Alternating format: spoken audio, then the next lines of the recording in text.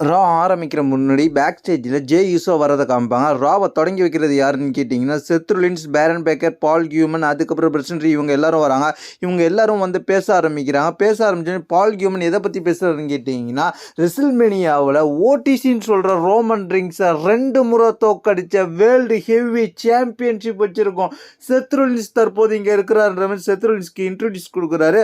இதை கேட்ட உடனே செத் ரொலின்ஸ் சந்தோஷப்படுறாரு. அதுக்கப்புறம் வந்து அங்கேருந்து இதை கேட்டு கடுப்பான ஜெய். ஸோ ஆடியன்ஸ் சைட்லேருந்து வரும்போதே அங்கே உள்ள சின்ன பசங்கள்கிட்ட ஈட்டுன்னு சொல்கிறார். ஈட்டுன்னு அவங்களும் சொல்கிறாங்க. இதை கேட்டு செத் ரொலின்ஸ் கடுப்பாரு. அதுக்கப்புறம் வந்து ரிங் சைடு வர்ற கொஞ்சமாக பேரன் பேக்கர் வந்து அடிக்க போகலான்னு பார்க்குறாரு. பேரன் பேக்கரை தடுக்கிறாங்க. பால் கியூமனும் செத் ரொலின்ஸும் தடுத்துருவாங்க. அதுக்கப்புறம் வார்த்தை மோதல் தான் இவங்களுக்குள்ளே வந்துகிட்டு இருக்கும். இந்த இடம் எப்படிப்பட்ட இடம் தெரியுமா? வரலாற்று சிறப்பு மிக்க இடம். இந்த இடத்துல சாண்ட்மேனுக்கும் ராபன் டவுனுக்கும் மேட்ச் நடந்திருக்கு. அந்த மேட்ச்லாம் பயங்கரமான மேட்ச், பின்ஃபால் எல்லாமே நடந்திருக்கு. பயங்கரமான மேட்ச் நடந்திருக்கு. அந்த இடத்துல இன்னைக்கு உங்கள் 2 பேருக்கும் ஒரு மேட்ச் நடக்க போகுது அப்படின்ற மாதிரி அந்த இடத்துல பேசி முடிச்சோடனே இஎஸ்கே பேக் ஸ்டேஜில் காமிக்கிறேன். இஎஸ்கே பேக் ஸ்டேஜில் இருந்து என்ட்ரன்ஸ் கொடுக்கும் முன்னாடி குபிக்கி வாரியர்ஸ் பார்க்குறாங்க. குபிக்கி வாரியர்ஸும் இஎஸ்கேயும் கான்ட்ரவர்சியில் இருந்தாலும் சின்ன சின்ன சந்திப்பு நடந்துச்சு. அதுக்கப்புறம் என்ன நடந்துச்சுன்னு கேட்டிங்க, இஎஸ்கே வந்ததுக்கப்புறம் வந்து ரெக்கி ரெண்ட்ரிக்கல் அண்ட் ராக்ஸ்னியும் வருவாங்க. ரெக்கி ரெண்ட்ரிக்கலுக்கும் இஎஸ்கேக்கும் மேட்ச் நடக்கும். இந்த மேட்சை பொறுத்த வரைக்கும் 2 பேருமே நல்லாவே பர்ஃபார்மன்ஸ் பண்ணுவாங்க. கடைசியில் இந்த மேட்ச்சில் வந்து இஎஸ்கேக்கு எகென்ஸ்டாகவும் ரெக்கி ரெண்ட்ரிக்கலுக்கு சப்போர்ட் பண்ணும் விதமாக ராக்ஸ்னி இருப்பாங்க. அதெல்லாம் பயன்படுத்திட்டு அதெல்லாம் இருந்தாலும் அதுலேருந்து எஸ்கேப் ஆகி இந்த மேட்சை வந்து முடிச்சு வின் பண்ணிடுவாங்க. இஎஸ்கே வின் பண்ணதுக்கப்புறம் ராக்ஸ்னி கீழே இருந்து மேலே வந்து இஎஸ்கே போட்டு அடிப்பாங்க. ராக்ஸ்னியும் ரெக்கி ரெண்ட்ரிக்கலும் மாறி மாறி அட்டாக் பண்ணுவாங்க. இவங்க 2 பேரும் அட்டாக் பண்ணிட்டு இருக்கிறத பார்த்து ஹெல்ப் பண்ணுறதுக்கு யார் வருவான்னு கேட்டிங்கன்னா ரீகா ரிப்ளே வருவாங்க. ரீகா ரிப்ளே வந்த உடனே ராக்ஸ்னியை போட்டு அடிப்பாங்க. ராக்ஸ்னியை அடிச்சுட்டு அதுக்கப்புறம் வந்து ரெக்கி ரெண்ட்ரிக்கலை போட்டு அடிப்பாங்க. இவங்கெல்லாம் அடிச்சுட்டு அதுக்கப்புறம் இஎஸ்கே காப்பாற்றி விடுவாங்க. இஎஸ்கே காப்பாற்றி விட்ட மூமெண்ட் பயங்கரமாக இருந்துச்சு. அதுக்கப்புறம் இஎஸ்கே வந்து ஃபைனலாக வந்து ரெக்கி ரெண்ட்ரிக்கலை போட்டு அடிப்பாங்க. இந்த மூமெண்ட் இந்த செக்மெண்ட்டில் கொஞ்சம் என்டர்டைன்மெண்ட் பண்ணாங்க.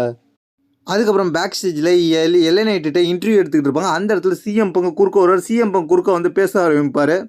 இன்டர்வியூவில் குறுக்கிட்டதுக்கு மன்னிப்பு கேட்குற சிஎம் பங்கு. அதுக்கப்புறம் வந்து அந்த இன்டர்வியூ எடுக்கிறவங்க வெளில போகிற மாதிரி இருந்தாங்க. அவங்கள பிடிச்சிட்டு போய்ட்டு இங்கே இருங்க அப்படின்ற மாதிரி சொல்கிறாரு எல்ஏ நைட்டு. அதுக்கப்புறம் என்ன சொல்கிறாருன்னு கேட்டிங்கன்னா, எனக்கு செத் ரொலின்ஸை பற்றி எந்த கவலையும் இல்லை பங்க். நீ வந்து தேவையில்லாமல் என்னோட மேட்செல்லாம் நீ மூக்க நுழைச்சிக்கிட்டு இருக்க, அதை நிப்பாட்டிக்கோ. ஆனால் இந்த கிளாஸ் ஆஃப் பாரிஸில் என்ன நடக்க போகுதுன்னு கேட்டிங்கன்னா, சிஎம் பங்க் நீனும் சரி ஜெய்யும் சரி யாருமே வந்து ஜெயிக்க போகிறது கிடையாது. நான் செத் ரொலின்ஸை தோக்கடிச்சு சாம்பியன்ஷிப்பை தூக்கிட்டு போகிறேன் அப்படின்ற மாதிரி சொல்லுவார். அதுக்கப்புறம் பேக் ஸ்டேஜில் ஹெல்ப் பண்ணதுக்கு 2 பேரும் பேசிக்கிட்டு இருப்பாங்க. இஎஸ்கையும் ரீகா ரிப்ளே. அந்த இடத்துல வந்து குபிக்கி வாரியர்ஸ் வருவாங்க. குபிக்கி வாரியர்ஸ் வந்து ரீகா ரிப்ளேட்ட கான்ட்ரவர்சி ஆகிடும். அதுக்கப்புறம் இதெல்லாம் பார்த்து கடுப்பான இஎஸ்கே என்ன பண்ணுவாங்க, 2 பேரையும் கத்தி விட்டு அதுக்கப்புறம் அவங்க பட்டுக்கு அந்த இடத்த விட்டு போயிடுவாங்க. 2 பேர்ட்டையும் நிப்பாட்டுங்கன்னு சொல்லிட்டு.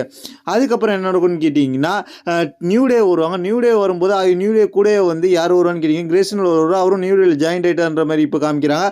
அதுக்கப்புறம் அவர் பேச ஆரம்பித்த கொஞ்ச நேரத்தில் என்ன நடக்கும்னு கேட்டிங்கன்னா, பென்டா வருவார். பென்டா வர்சஸ் நியூ டே சேர்ந்த சேவியர் வுட்ஸுக்கும் ஒரு மேட்ச் நடக்கும். இந்த மேட்சை பொறுத்த வரைக்கும் 2 பேருமே நல்லாவே பெர்ஃபார்மன்ஸ் சொன்னாங்க. ஒரு கட்டத்தில் வந்து பென்டாவோட தன்னோட 3 மூமெண்ட்டை காமிப்பார். அந்த மூமெண்ட்டில் வந்து என்ன பண்ணுவார்னு கேட்டிங்கன்னா, சேவியர் வுட்ஸை பென்டாவோட விரலை பிடிச்சி கடிச்சு விட்ருவார். அதுக்கப்புறம் இருந்தாலும் இந்த மேட்ச்சில் பென்டா தன்னோட பெயில் டிரைவை போட்டு இந்த மேட்சை முடிச்சு வின் பண்ணிடுவார். வின் பண்ண மூமெண்ட்டு பயங்கரமாக இருக்குது. அதுக்கப்புறம் வந்து பென்டாவை அட்டாக் பண்ண சேவியர் வுட்ஸ் சப்போர்ட் அந்த கிரேஷன் வருவார். அவரால் ஒன்றுமே பண்ண முடியாது. அதுக்கப்புறம் என்ன நடக்கும்னு கேட்டிங்கன்னா, அடுத்ததாக ஒரு டேக் டீம் மேட்ச் நடக்கும். இந்த டேக் டீம் மேட்ச் யார் யாருக்குன்னு கேட்டிங்கன்னா, இக்வானா, அதாவது ட்ரிபிள் ஏ சேர்ந்த இக்வானா, அதுக்கப்புறம் டிராகன்லே அண்ட் அதுக்கப்புறம் இந்த ஜட்ஜ்மெண்ட் டேவில் இருக்கிற டேக் டீம் மெம்பர்ஸான ஜேடி அண்ட் ஃபின் பாலர் இவங்களுக்குள்ள ஒரு மேட்ச் நடக்கும். இந்த மேட்சை பொறுத்த வரைக்கும் 2 டீமுமே நல்லாவே பெர்ஃபார்மன்ஸ் பண்ணுவாங்க. இந்த மேட்சை ஜட்ஜ்மெண்ட் டேக்கு சப்போர்ட்டாக டாமினிக் மிஸ்ட்ரியோ இருப்பார். டாமினிக் மிஸ்ட்ரியோ இந்த மேட்சில் ஹெல்ப் பண்ணுறதுக்கு முயற்சி பண்ணிக்கிட்டு இருப்பார். கடைசியில் இந்த மேட்ச்சில் வந்து என்ன நடக்கும்னு கேட்டிங்கன்னா, என்ன தான் வந்து 2 டீம் நல்லா பெர்ஃபார்மன்ஸ் பண்ணுவாங்க. டாமினிக் மிஸ்ட்ரியோ உதவியால் இந்த மேட்ச்சில் வந்து டிராகன் லீயை வந்து டாமினிக் மிஸ்ட்ரியோ அந்த கார்னர் இருக்கும்போது இழுத்து போட்டு அடிப்பார். அதுக்கப்புறம் இதுதான் சந்தர்ப்பம்னு சொல்லிட்டு ஃபின் பாலர் தன்னோட ஃபினிஷரை போட்டு இந்த மேட்சை முடிச்சு வின் பண்ணிடுவார். இந்த மேட்சை முடிச்சு வின் பண்ணதுக்கப்புறம் மீண்டும் டிராகன் லீயை போட்டு அட்டாக் பண்ணுவார் டாமினிக் மிஸ்ட்ரியோ. அங்கேருந்து என்ன நடக்கும்னு கேட்டிங்கன்னா, ட்ரிபிள் ஏ சாம்பியனான சமீபத்தில் சாம்பியனான ட்ரிபிள் ஏ சாம்பியன் வருவார். அவரு வந்த உடனே என்ன பண்ணுவார்னு கேட்டிங்கன்னா, அவருக்கும் டாமினிக் மிஸ்ட்ரியோக்கும் ஒரு ரீமேட்ச் இருக்குது. அந்த மேட்சுக்காக ஒரு மேட்ச் வந்து இதில் கொடுத்துருப்பாங்க. அடுத்த ட்ரிபிள் ஏவோட பேப்பர் வருவார். அதுக்காக வந்து இப்போ வந்து டாமினிக் மிஸ்டீரியோ போட்டு அட்டாக் பண்ணுவார்.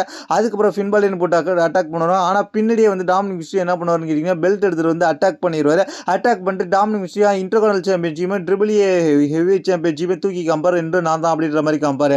அதுக்கப்புறம் பேக் ஸ்டேஜில் பிக்கி லிஞ்ச் வந்து இன்டர்கான்டினல் சாம்பியன்ஷிப் பற்றி பேசுவாங்க. இந்த பக்கம் வந்து நெட்டாலியா வந்து அடுத்த மேட்சுக்காக ரொம்ப நாள் கழிச்சு ரெடி ஆகிட்டு இருப்பாங்க. இந்த பக்கம் பார்த்தீங்கன்னா என்ன பண்ணுவாங்கன்னு கேட்டிங்கன்னா ஒரு வீடியோ காம்பாங்க. வீடியோவில் பெய்லி வந்து பின்னாடி சவுண்டு வர மாதிரி நீ இத்தனை நாள் சாம்பியனாக இருந்தால் நீ இவ்வளோ பெரிய சாதனை பண்ண, நீ 2 சாம்பியன்ஷிப் வச்சுருந்த அப்படின்ற வாய்ஸ்லாம் அவங்களுக்கு பின்னாடி கேட்டுக்கிட்டே இருக்கும். அந்த மாதிரி ஒரு காமிச்சிக்கிட்டு இருப்பாங்க. பெய்லியை வந்து ரீக்ரியேட் பண்ணுறதுக்காக இந்த மாதிரியெல்லாம் போட்டுக்கிட்டு இருக்காங்க. அடுத்து என்ன நடக்கும்னா நெட்டாலியா வர்சஸ் பிக்கி லிஞ்ச் இவங்க 2 பேருக்கு மேட்ச் நடக்கும். இந்த மேட்ச்சில் வந்து நெட்டாலியா ஒரு கார்னர் போஸ்ட்டில் தள்ளி விட்டு நெட்டாலியா கையில் இன்ஜுரி ஆகிடும். அந்த கையில் இன்ஜுரி ஆனதோடைய நெட்டாலியா மேட்ச் விடுவாங்க. மேட்ச்சில் அது வந்துட்டு சப்மிஷன் மூவ் போடுவாங்க. பிக்கி லிஞ்ச் நெட்டாலியா கையிலே அந்த மூவில் வந்து நெட்டாலியா வந்து டேப் தட்டிடுவாங்க. டேப் தட்டினதுக்கப்புறம் அவங்க விட மாட்டாங்க. விடாமல் அட்டாக் பண்ணிக்கிட்டு இருப்பாங்க. அதுக்கப்புறம் இதை பார்த்து கடுப்பான மேக்ஸி ட்ரூப்பி நெட்டாலியோட சப்போர்ட்டர் அவங்க வந்து என்ன பண்ணுவாங்கன்னு கேட்டிங்கன்னா பிக்கி லிஞ்ச் அட்டாக் பண்ணுவாங்க. பிக்கி லிஞ்சுக்கு வெளில போகிற மாதிரி போயிட்டு பின்னாடியே வந்து அவங்களே அட்டாக் பண்ணிடுவாங்க. அதுக்கப்புறம் இவங்களுக்கு ஹெல்ப் பண்ணும் விதமாக யார் வருவான்னு கேட்டிங்கன்னா நிக்கி பெல்லா வருவாங்க. நிக்கி பெல்லா வந்து இவங்களை வந்து காப்பாற்றி விடுவாங்க. அதுக்கப்புறம் பேக் ஸ்டேஜில் ரூசேவும் சேமஸும் சந்திச்சுப்பாங்க. 2 பேருமே அடிச்சிக்கிறதுக்கு ரெடி இருப்பாங்க. அங்கே வந்து பேக் ஸ்டேஜில் உள்ள டீம்ஸ்லாம் வந்து தடுத்துருவாங்க. தடுத்தோடனே இந்த இடத்துல ஆடம் பேர்ஸ் வந்து ஒரு மேட்ச் கன்ஃபார்ம் பண்ணுவார். உங்களுக்கு பாரிஸில் ஒரு மேட்ச் இருக்குது, ஸ்டெப்லேஷன் நான் பின்னாடி சொல்கிறேன் அப்படின்ற மாதிரி சொல்லியிருப்பார். அந்த இடத்துல எங்களுக்குள்ள மேட்ச் கன்ஃபார்ம் ஆகிடும். அதுக்கப்புறம் வந்து என்ன நடக்கும்னு கேட்டிங்கன்னா ஸ்டெப்னிக்கு ஒரு ஷோ ஆரம்பிச்சிருப்பாங்க, வாட் யுவர் ஸ்டோரின்னு சொல்லி. அதில் வந்து ஸ்பெஷல் கெஸ்ட்டாக ஜிம்மி யூஸும் நயமியும் வந்து பேசியிருப்பாங்க. அது வந்து ஆஃப்டர் ராவில் வரும் அப்படின்ற மாதிரி சொல்லியிருப்பாங்க.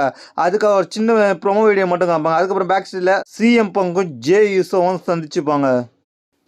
அடுத்ததாக நயமி வருவாங்க. நயமி வந்த உடனே அவங்க என்ன செய்ய போகிறாங்க, அடுத்து என்ன சாம்பியன்ஷிப் நடக்க போகுது அப்படின்ற மாதிரி பேசிக்கிட்டு இருப்பாங்க.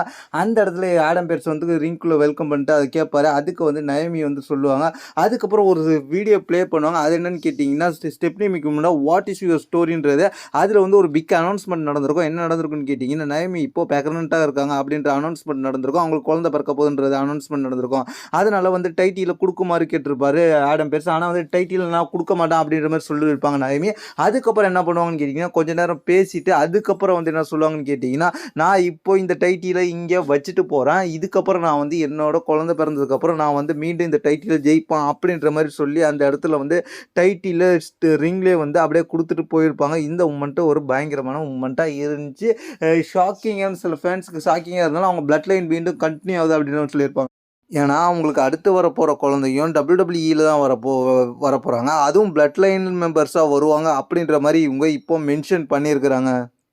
அதுக்கப்புறம் என்ன நடந்துச்சுன்னு கேட்டிங்கன்னா நிக்கி பெல்லா வந்து நயமிக்கு வாழ்த்து தெரிவிப்பாங்க. நயமிக்கு வாழ்த்து தெரிவிச்சுட்டு அதுக்கப்புறம் வந்து என்ன இருக்குன்னு கேட்டிங்கன்னா நான் பிக்கி லிஞ்சை ஃபேஸ் டு ஃபேஸ் சந்திக்கணும். ஏன்னா பிக்கி லிஞ்ச் எனக்கு முக்கியம் இல்லை, பிக்கி லிஞ்ச் வச்சிருக்கிற டைட்டில் தான் முக்கியம். அந்த இன்டர்கான்டினல் சாம்பியன்ஷிப் எனக்கு வேணும். நான் இது வரைக்கும் சாம்பியன் ஆனதே கிடையாது இன்டர்கான்டினல் சாம்பியன்ஷிப். ஏன்னா புதுசாக இன்ட்ரடியூஸ் பண்ணியிருக்காங்க, அதை நான் கண்டிப்பாக ஜெயிப்பேன் அப்படின்ற மாதிரி சொல்லியிருப்பாங்க. அதுக்கப்புறம் என்ன நடக்குன்னு கேட்டிங்கன்னா பேக் ஸ்டேஜில் டாமினிக் மிஸ்டீரியோ எல் கிராண்டும் பேசிக்கிட்டு இருப்பாங்க. அதை பார்த்து ஜட்ஜ்மெண்ட் ஷாக் ஆகிடுவாங்க. என்னடா நடக்குது இங்கே ஃபின் பாலர் கேட்பார். அது ஒன்றும் இல்லை, சும்மா தான் பேசிக்கிட்டு இருந்தோம் அப்படின்னு சொல்லுவாங்க. ஜேடியும் அதுக்கப்புறம் வந்து ஃபின் பாலரும் தனியாக ஒரு ஷாக்கிங் மூமெண்ட்டில் பார்த்துக்கிட்டு இருப்பாங்க. அதுக்கப்புறம் என்ன அப்படின்னா மெயின் ஈவெண்ட் மேட்சுக்காக Jey Uso and Bron Breakker வருவாங்க. அதனால ஜே யூஸோ வரும்போதே டாமி ட்ரீமர் எப்படி வெப்பன்ஸ்லாம் தள்ளிட்டு வருவாரோ அதே போல் தள்ளிட்டு வருவார் அந்த பேஸ்கெட்டில் போட்டு. அதுக்கப்புறம் இவங்களுக்குள்ள மேட்ச் ஸ்டார்ட் ஆகும். அனல் பறக்க ஆரம்பிக்குது இவங்களோட மேட்ச். அந்த நேரத்தில் என்ன நடக்குங்க ஜே ஈஸோ இதுதான் சந்தர்ப்பம்னு சொல்லி டேப்பில் தூக்கி நிமித்தி வைக்கிறாரு. அதுக்கப்புறம் என்ன செய்கிறாருன்னு கேட்டிங்கன்னா ரிங்க்கு அடியில் உள்ள ரிங்லேருந்து சேரை தூக்கி 4 சேரை தூக்கி ரிங்குள்ளே போடுறாரு. அதுக்கப்புறம் உள்ள போனோடனே பேரன் பேக்கர் என்ன பண்ணுறாருன்னு கேட்டிங்கன்னா அந்த ஸ்டீல் சேராலே ஜே ஈஸோ போட்டு முங்குன்னு முங்குறாரு. அதுக்கப்புறம் என்ன நடக்குதுன்னு கேட்டிங்கன்னா 2 சேரை நிப்பாட்டி அதுக்கு மேலே தூக்கி ஜே ஈஸோ தூக்கி போடுறாரு. ஜே ஈஸோ நெஞ்சு அதிலே அடிக்குது, பயங்கரமாக துட்டிக்கிறாரு. அதுக்கப்புறம் ஒரு ட்ராஷ் கேனை வச்சு அப்படியே வந்து கமெண்ட்ரி டேபிளில் டாப்லேருந்து ஜம்ப் பண்ணி ட்ராஷ் கேனோட கமெண்ட்ரி டேபிள் அடிச்சு நொறுக்குறாரு. அதுக்கப்புறம் வந்து கமெண்ட்ரி டேபிளோட அந்த மேலே உள்ளது மட்டும் கீழே கிடக்கும். அதில் தூக்கி ஜே ஈஸோ பேரன் பேக்கரை தூக்கி விட்டறிகிறாரு. மேட்ச் ரொம்பவே பயங்கரமாக போயிட்டு இருக்கு. இதுக்கப்புறம் என்ன நடக்குதுன்னு கேட்டிங்கன்னா ஒரு கட்டத்தில் பேரன் பேக்கர் என்ன பண்ணுவாருன்னு ஜே ஈஸோக்கு டாப் ரோப்லேருந்து ஹரிக்கனா போடுவார். அதுக்கப்புறம் ஸ்பியர் போடலான்ட்டு ஓடியாருவார். இதுதான் சந்தர்ப்பம்னு சொல்லிட்டு ஜே ஈஸோ அந்த ஸ்பியரை ரிவெஞ்ச் பண்ணி போட்டு விட்டுருவாரு.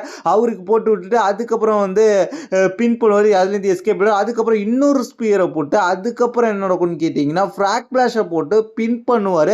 அந்த பின் பண்ண நேரத்தில் ஒன்று ரெஃப்ரி வந்து 2 கவுண்ட் எண்ணணுன்னே அந்த இடத்துல என்ன நடக்கும்னு கேட்டிங்கன்னா பெர்சன் ரீடு வந்து ரெஃப்ரி காலை பிடிச்சி இழுப்பார். ரெஃப்ரி காலை பிடிச்சி இழுத்தோடனே ரெஃப்ரி ஷூ வரும். அந்த ஷூவாலே ரெஃப்ரி அடிச்சுட்டு அதுக்கப்புறம் என்ன நடக்கும்னு கேட்டிங்கன்னா ஷூவை தூக்கி விட்டறிஞ்சு ரெஃப்ரி அடிச்சிருவாரு.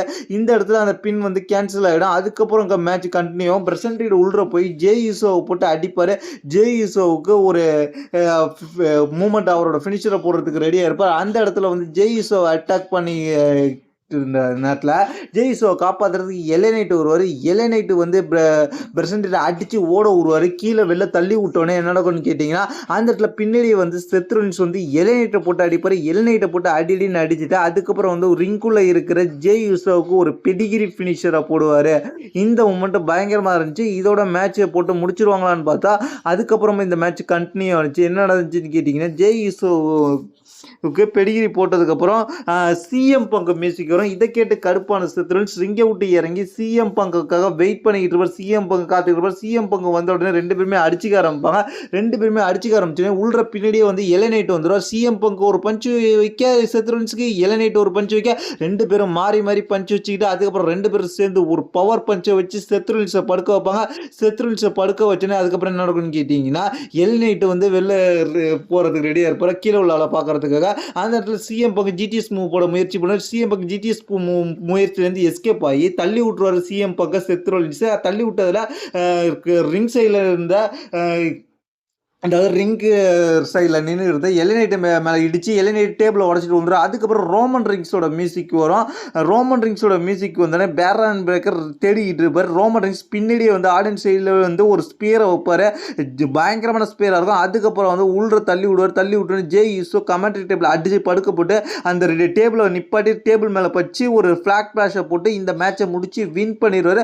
வின் பண்ணோன்னே என்ன நடக்கும்னு கேட்டிங்கன்னா பெர்சன் ரீடு என்ன பண்ணுவார்னு கேட்டிங்கன்னா அவரை கூப்பிடுவார். ரோமன் ரிங்ஸ் உள்றவா இப்போ வந்து பாரு எப்போ என்னோட ஷூ மேலே கையை வச்சு பாரு அப்படின்ற பேர் ரோமன் ரிங்ஸ் கூப்பிடுவார். உனக்கு கதை இருக்கா அப்படின்ற பேர் ரெண்டு பேரும் வார்னிங்க பேசிகிட்டு இருப்பாங்க. இதுதான் இந்த ராவல் நடந்துச்சு. இதை பற்றி உங்களுக்கு கருத்து கீழே கமெண்ட்ஸ் கம்முங்க. தேங்க்ஸ் ஃபார் வாட்சிங்.